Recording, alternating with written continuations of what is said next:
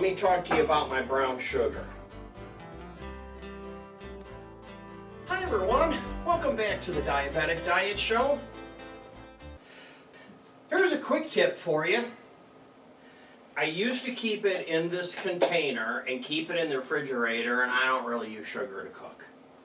Since I don't use sugar to cook, it was in there for a year, and whenever I needed a spoonful, I would pull it out.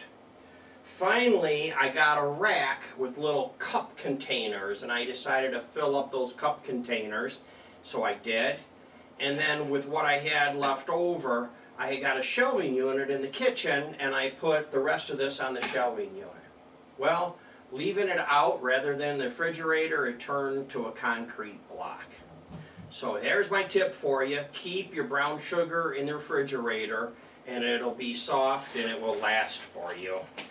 You know, especially if you don't use a lot of brown sugar. You know, I mean, I could have got a little package if I could get a little package, but this is how we had to buy it. You know, sugar is expensive because it's kind of a lot involved in processing it. And of course, if you're a diabetic and you don't want to eat brown sugar, you don't have to eat this. But I'm sure there's other people in your family that are not diabetics, or if you have company coming over. That's today's quick tip. Thanks for watching. Don't forget to subscribe in the lower right-hand corner. And if you'd like to be notified about future shows, click the bell that's right up on the top. And also, more information is at my website, jamestdds.blogspot.com.